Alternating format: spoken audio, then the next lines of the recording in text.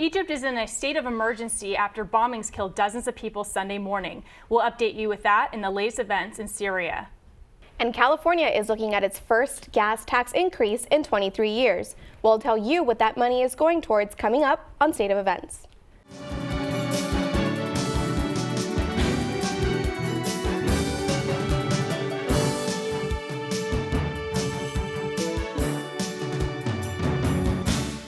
Good morning, I'm Vanessa Ariola. And I'm Katie Welge. Our top story today, United Airlines is under fire after the airline physically removed a man from his seat on an overbooked flight, injuring the passenger. United's stock is down 4% and the company faces major PR crisis as the hashtag boycott United goes viral. Video footage of cops in Chicago forcibly dragging a United passenger from his seat have tens of millions of views, both here in the U.S. and in China. Passenger David Dow was pulled across the armrest and dragged down the aisle by his arms. United asked for volunteers to give up their seat to 4 employees who needed to be in Louisville, but then used random selection when there was no takers. New York will be the first state to offer free tuition for state four-year colleges in the city and state university systems. Lawmakers passed a bill approving the measure, which comes with a catch. Graduates must spend 4 years after graduation working in New York City or have to pay the money back, unless they are leaving the state for a graduate degree or military services. Families earning more than $100,000 will not qualify for the free tuition. A shooting in an elementary school in Bakersfield left a teacher and an 8-year-old boy and the gunman dead. The gunman shot his estranged wife in what was believed to be a domestic dispute before turning the gun on himself at North Park Elementary School in San Bernardino, California. Cedric Anderson walked into his wife Karen Smith's special needs classroom and opened fire.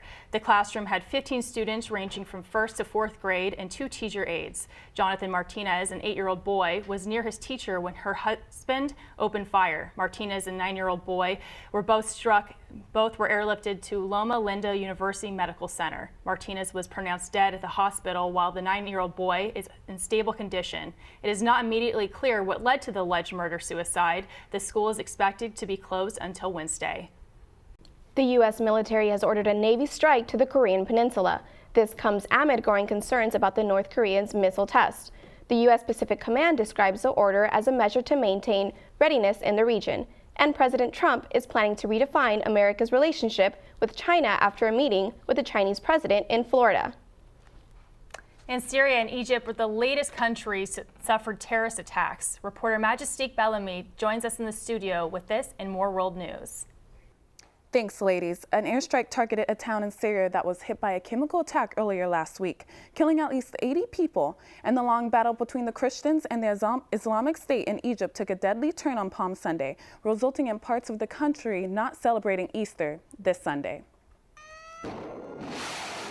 A second airstrike has been launched one day after President Trump ordered missiles to a Syrian base. It was ordered to send a message to the Assad regime about their use of chemical weapons. There can be no dispute that Syria used banned chemical weapons, violated its obligations under the Chemical Weapons Convention, and ignored the urging of the UN Security Council. Trump also states that he ordered the first strike to the Syrian base because the U.S. believes that is where the aircraft that carried out the chemical attack was launched. U.S. officials say about 20 planes were destroyed in the first strike. The new strike came as Syria's ally Russia sent cruise missiles to a port in Syria in response to the U.S.'s actions. Russia pledges to help strengthen Syrians' air defense and claims the U.S. has no evidence Syria has chemical weapons. The U.S. is now investigating Russia's involvement in the chemical attack. ISIS claimed responsibility for the bombing that happened at 2 Coptic churches in Egypt, killing at least 44 attendees and wounding over 100 individuals. This occurred on one of the most important days on the Christian calendar, Palm Sunday. The first explosion happened in the city of Tanta. The explosive device seemed to have been planted under a seat in the main prayer hall. Shortly after that, another bomb went off at a church in the city, Alexandria. The Egyptian president has declared a 3-month state of emergency. The bombings comes days after the President Trump welcomed Egypt President Sisi to Washington and comes weeks before an expected visit by Pope Francis in Cairo. Trump has expressed his support for Egypt and his confidence that President Sisi will handle the situation. Stay tuned to State of Events next week as we follow more world news. I'm Majestique Bellamy. Back to you at the desk. Bike theft is an ongoing headache for San Francisco riders, but a local bike store wants to eliminate bike theft and has a unique plan to make bikes that are almost impossible to steal. Chloe Ortega talked to Mission Bicycles in San Francisco, who are creating innovative bikes to help reduce the chances of getting your bike lost or stolen forever. It's a fear many cyclists have. Kept checking, and then I checked again within 10 or 15 minutes of being there, and it was gone. His bike stolen. I probably had $2,500 into that bike. Eric Stahl is just one of thousands who has lost his bike to theft. One of the reasons why bikes are so tempting to steal is because the thing that you're stealing is actually the getaway vehicle. Mission Bicycles in San Francisco is hoping to change that. A GPS tracking device, so small that it'll actually fit inside the frame. And that is going to enable us to pull out our phone at any time and see where our bike is located, should we be separated. In case thieves find the battery that powers the GPS, not to worry, there's a backup. So if the battery were to run down or somebody were to find it and remove it, the backup battery is permanently installed in the frame, so it can't be removed. Mission Bicycles is not only innovative with the security detail of their bikes, but with the appearance and safety elements as well, like these lights. They not only look good, but they can help enhance safety on the road at night. At first glance, you might not notice that this bike has lights, but with a click of a button, you'll see that the lights are inside the fork. They're easy to see, but hard to steal. If your bike does get stolen and you have the ability to track it, what should you do next? If there's a way for you to track your property and provide that opportunity for us to get the item back, we would love to do that. And it's much safer for the police to facilitate that transaction instead of you going after someone who had just committed a crime. SFPD says bike theft has increased over the years.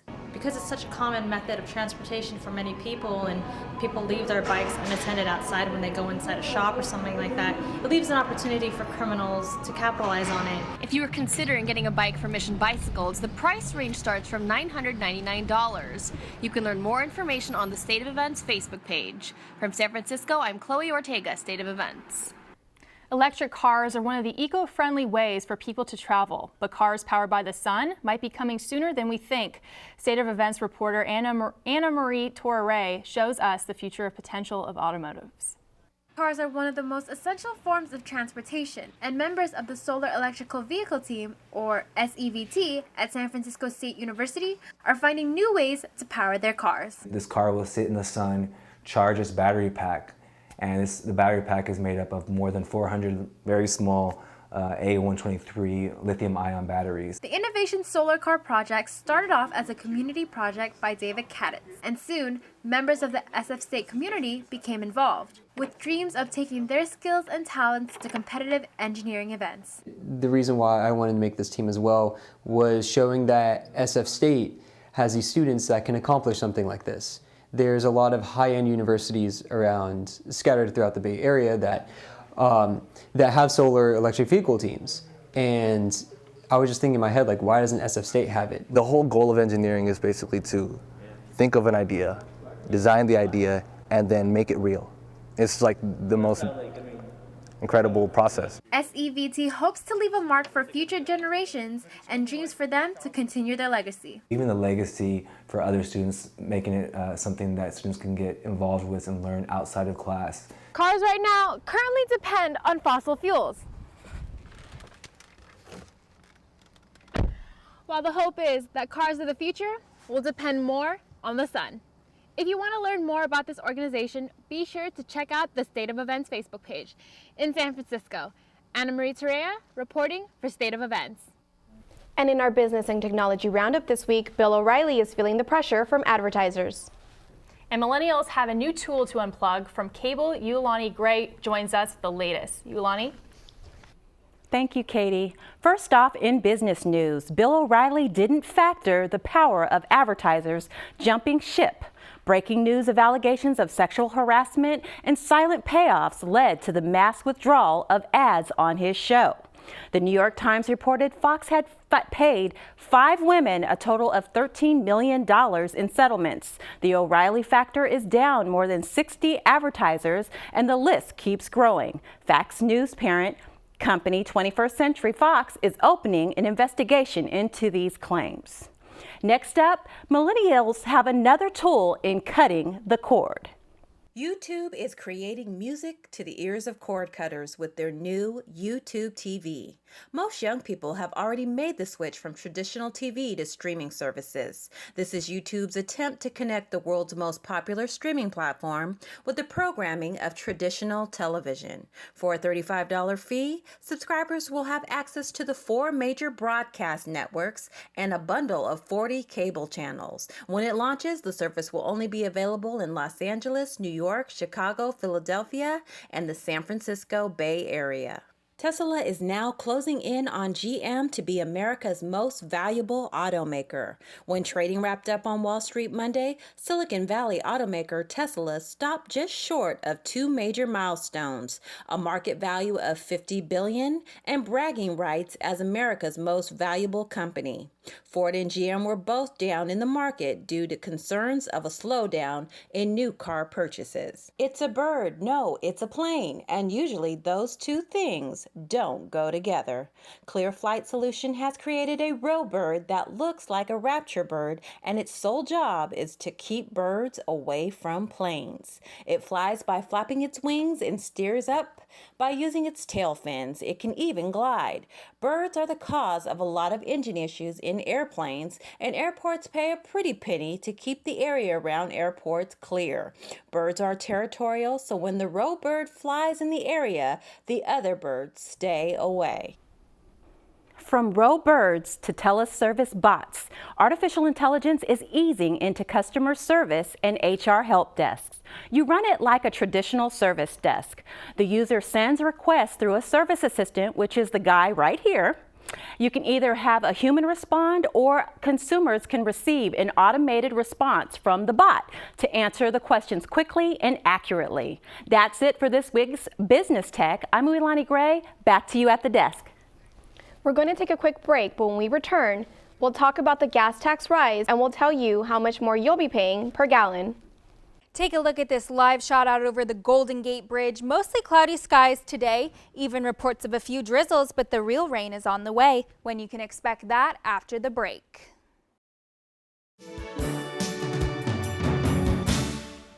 Welcome back to State of Events. Even though it's spring, the winter storms aren't done just yet. We're going to send it over to our meteorologist, Tessa Kleinbell, to tell us if we'll have more of this rain and wind or if we're in the clear. Tessa? Thanks, Vanessa. I hope you enjoyed the small taste of spring weather we had this past weekend because the cloudy skies are back, and right now temperatures around the Bay Area on the cooler side. Let's take a look at our highs for the day. 59 degrees in Pacifica, 67 down in Mountain View and San Jose, a high of 66 in Concord and Fremont, and up in Santa Rosa, high of 59 degrees. So expect a lot of clouds with some light drizzle the next few days. Temperatures ranging in the 60s, but the real storm is going to move in Wednesday night into Thursday morning. So it's nothing too severe for the Bay Area. The system's headed north of us, so expect ½ an inch to an inch of rain, and then it'll clear out by Thursday morning, just in time for our weekend. Speaking of rain totals, though, some areas north of us are only a few inches away from setting record highs. That storm Wednesday night will add to the count, so when I see you next time, we may have some historical rainfall records to talk about from this wet winter season that just does not seem to be going away. I'll send it back to Vanessa and Katie. California Governor Jerry Brown declared an end to the state's drought emergency on Friday. After powerful storms quenched the state, California was in a drought for 4 years that devastated forests and farmland and forced millions of people to slash their water use. While California may be out of a drought, officials insisted they're holding on to some conservation rules for the 40 million residents of the most populous state. Wells Fargo's board said on Monday that it would claw back an additional $75 million from the 2 executives that the company pointed their finger towards during the bank scandals over fraudulent accounts last September. The forced return of pay and stock grants are the largest in banking history and among the biggest in corporate America. The board issued that John Stumpf had ignored fraud accounts and that Carrie Tolstad, who ran the bank branch system, had focused on sales targeted with withheld information.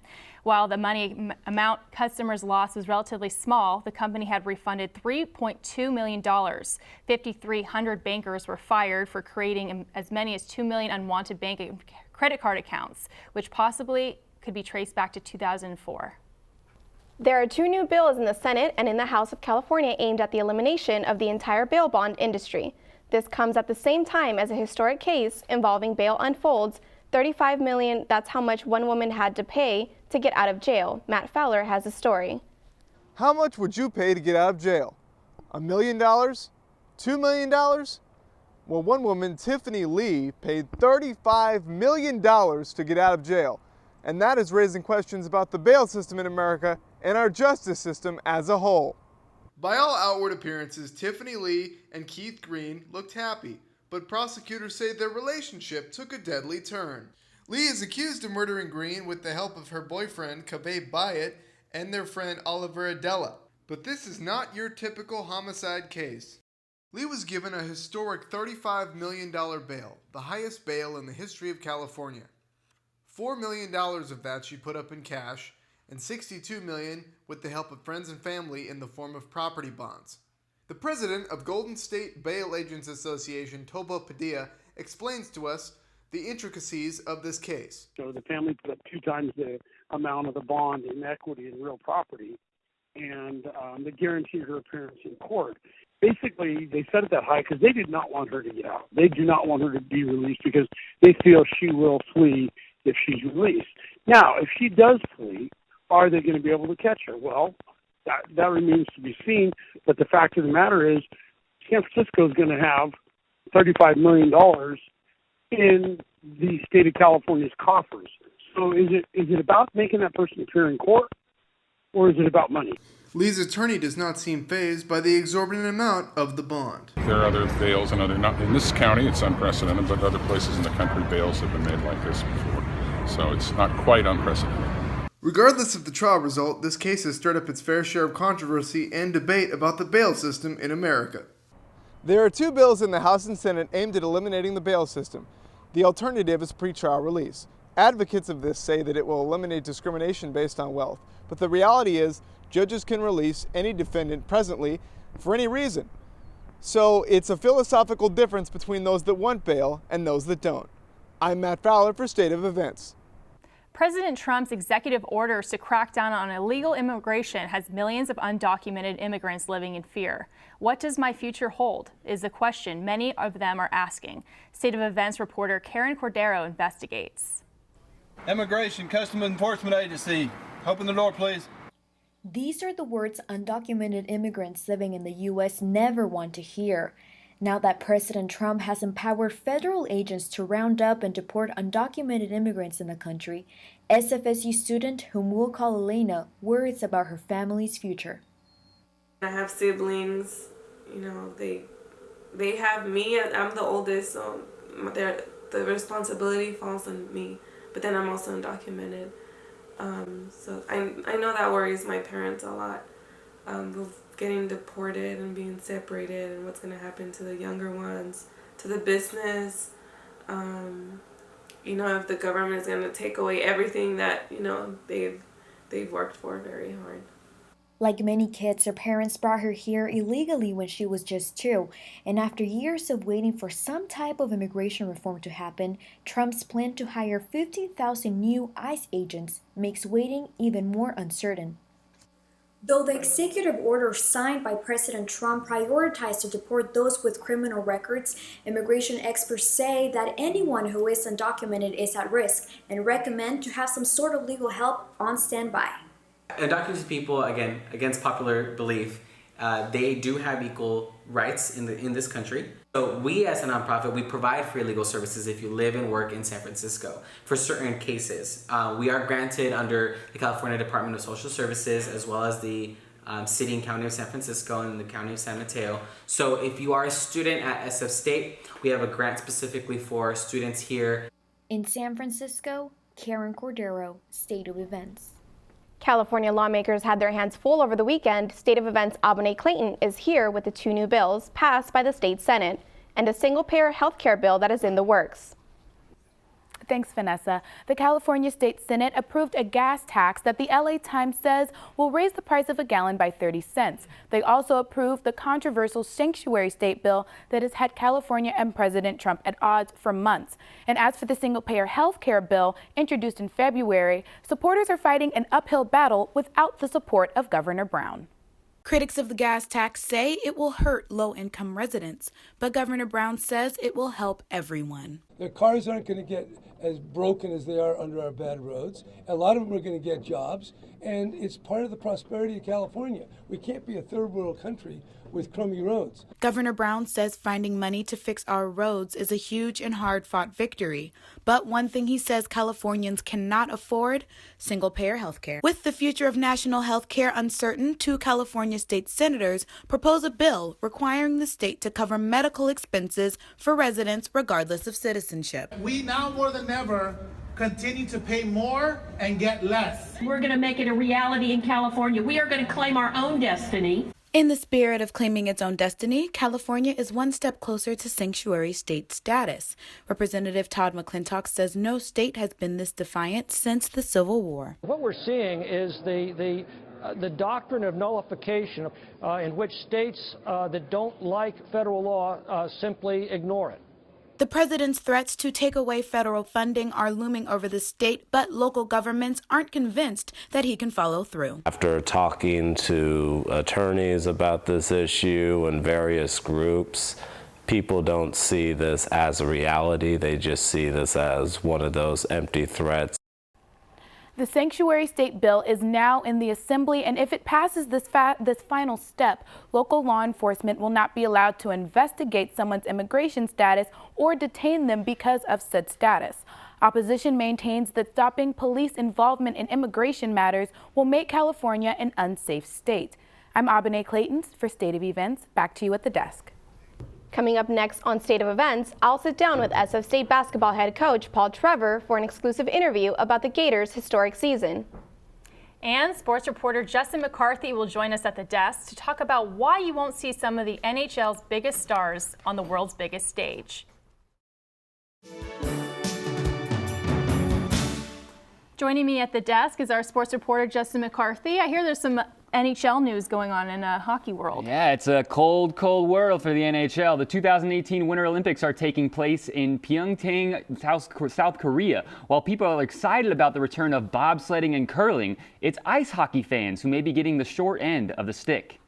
For the first time since 1998, the National Hockey League and its players will not participate in the upcoming Winter Olympics. The decision stems from the NHL's desire to not have a 4-week break in their 2017-18 season schedule, which would accommodate the Olympic Games, but also hurt the NHL's TV revenue during that season. Also, with growing concerns over players' safety, the NHL announced that they consider the matter officially closed, but players are not accepting the NHL's decision. We have no say in the matter, and it's very unfortunate for the game of hockey around the world that they're going to do this to the sport. It's disappointing. Everybody wants to play in those games and have the chance to represent your country in a tournament or an event like that.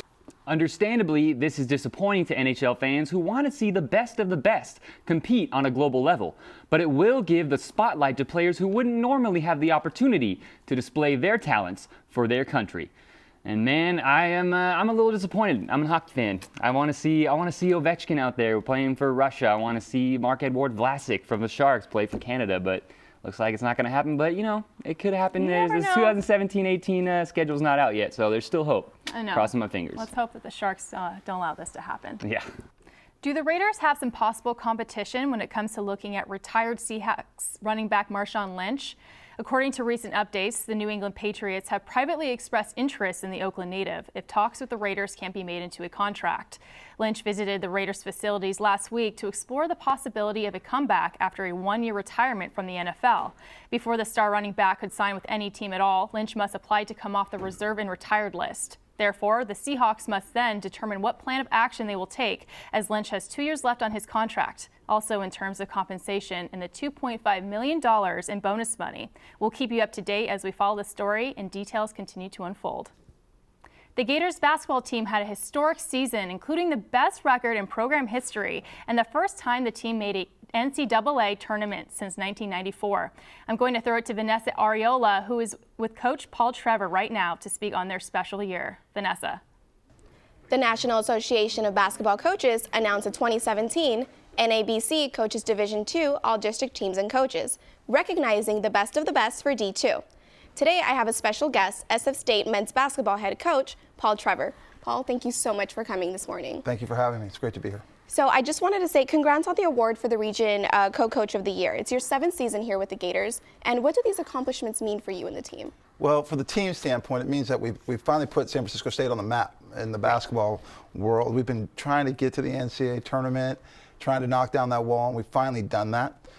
Individually, it's an incredible accomplishment to be voted on. It's by your peers throughout the West region, and it's something that, you know, I've never expected to get, but just to get it just feels so good. It feels great. And you led the team, who were 22nd overall, to a record of 25-6. The best in the modern era, as we all said it was, and the most wins since the 1939 to 1940 season. So just give us a secret of what was in the Swamp this season. The Swamp was a lot of good, high character guys who cared about each other. I mean, just throughout the year, they really they sacrificed a lot for each other. They were very committed, and I couldn't be more proud. So that was in the Swamp, and no one wanted to play there. We were 13-1 in the Swamp. Right. Yeah, no one wanted to come into the Swamp. No one wanted to come over here. Yeah. So speaking of, a couple of the players, do you see any changes for next season? I know you have Warren Jackson returning, but you do have a couple of people leaving. So how do you plan to adjust for that? Well, with the loss of Coley Apse and Nick Calcaterra, AJ Colon, and the seniors, it's going to be very difficult to replace that leadership. Those guys brought it every day. They competed, they set the tone, and that's going to have to be handed down to the next generation. Right. And as a coach, that's my job to groom them and get them into that mode. And we're getting there right now. We're going to take a quick break, but when we return, we'll show you how one New Jersey State trooper leaped into action.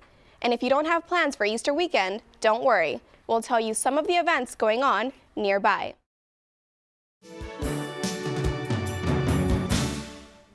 Welcome back to State of Events. Controversial ads, celebrity newborns, and award shows keep the entertainment world spinning. State of Events' Dwayne Hibbert has a story. Actor Bradley Cooper and supermodel Irina Shayk welcomed their first child together. The parents began dating in April 2015. Us Weekly confirmed Shayk was expecting since last November. Congratulations, Cooper and Shayk. Pepsi's new ad featuring Kendall Jenner is leaving a bad aftertaste. According to ABC, the 2.5-minute video shows Kendall at a photo shoot. She notices protesters passing by. The model joins her peers, handing a police officer a Pepsi, concluding the protest. Pepsi and Kendall were quickly thrown overboard by the social media wave as angry tweets flooded their boats. The ad was then shut down and all production corresponding to it. I see a That's So Raven spinoff in the near future. Actress Raven-Symoné left her position on The View to develop a new project. According to Variety, the actress is teaming up with Disney Channel to create the show Raven's House. Raven will also be standing as the executive producer of the show. It is set to release later this year. The MTV Movie Awards returns with a profound group of nominees. The Best Picture Oscar winner Moonlight received 3 nominations, including Best Kiss. Ellen DeGeneres and RuPaul Charles received nominations for the Best Host category. RuPaul's Drag Race has been nominated for Best Reality TV Show. And This Is Everything, Gigi Gorgeous, the story of transgender YouTube star Gigi Lozerato, is nominated for Best Documentary. Congrats, nominees, and may the odds be ever in your favor. That's it for your entertainment tea. I'm Dwayne Hibbert in San Francisco, State of Events. San Francisco's Japantown is the oldest Japanese district in the country, and every year thousands of people come together to celebrate Japanese culture at the annual Cherry Blossom Festival in San Francisco. Ashman Ram has the story. In Japanese culture, cherry blossoms represent the fragility and beauty of life. Northern California's Cherry Blossom Festival is the largest Japanese festival on the West Coast. San Francisco's Japantown kicked off its 50th Golden Celebration to celebrate Japanese culture. Japanese culture is celebrated through rituals of martial arts, the singing of Japanese songs, in sharing and showing the practice of traditional Japanese tea ceremony, and also the authentic dishes of Japanese food. In addition, this year, artists from Japan flew in to perform dances at the 2017 Cherry Blossom Festival in San Francisco. The Grand Parade will take place this weekend to honor a tradition that started in 1968 to celebrate the alliance between Japan and the United States. And if you're still looking for events for this Easter weekend, we have a few for you. Any chocolate lovers can make their way to Ghirardelli Square for their Easter festival this Saturday afternoon. Or if you're near Golden Gate Park, Spring Meadow will have their annual Spring Extravaganza Carnival. And Easter morning on Union Street, there will be a parade and a celebration starting on Gough Street. A New Jersey state trooper found himself in an unexpected situation last Thursday morning when he responded to a car that had pulled over on the highway to find a pregnant woman unable to make it to the hospital on time. The expecting mother was being driven to the hospital by a friend when Trooper Christopher Gisaldo arrived on the scene after responding to her 911 call to find the woman in the back seat ready to give birth. The officer's dash cam footage caught some of what had happened. Within minutes, the baby girl was delivered and Officer Gisaldo had completed a job well done. Mom and baby girl were transported by ambulance to a nearby hospital where they are doing well. And that does it for State of Events today. I'm looking forward to this Easter weekend and trying to get outside. Do you have any plans? I think we usually go to a family ranch up by like Lincoln. So I think we're going to do that. It's good Easter hunts, horseback riding, fun things like that. What about you? I'm just going to try to get outside and enjoy, the weather with my family, which should Hopefully be pretty nice. As well. Yes, let's hope so. Well, that is it for today. I'm Vanessa Ariola. And I'm Katie Welge. Thank you for joining us.